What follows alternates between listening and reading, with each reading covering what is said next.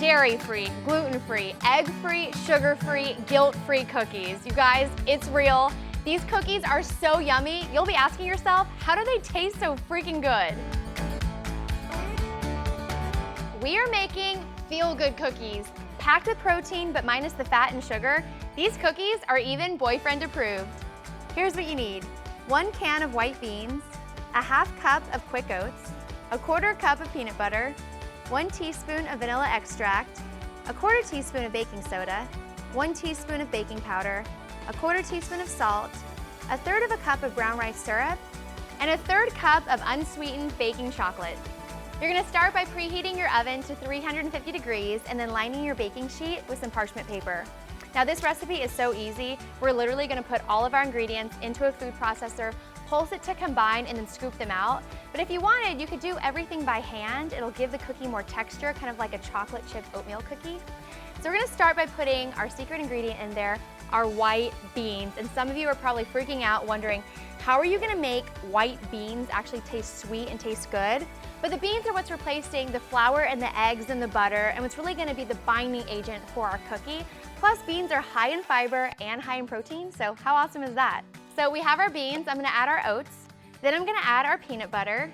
And if you wanted, you could use almond butter, but everyone loves chocolate and peanut butter, right? Our baking soda, baking powder, add in your vanilla, pinch of salt. Next, we're gonna add our brown rice syrup. This is another special ingredient that totally makes these cookies guilt-free.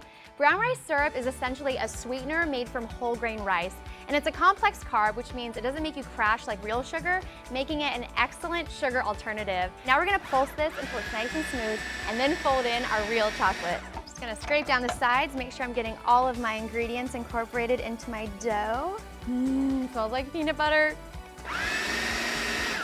So now I'm just gonna fold in our chocolate, and we're actually using unsweetened baking chocolate, so we're not adding any additional sugar to the dough. And I like them in big chunks like that. I really love this recipe too, because there's really not that much cleanup. You just gotta clean your food processor. You know, Mr. Amazing's other nickname is actually the Cookie Monster.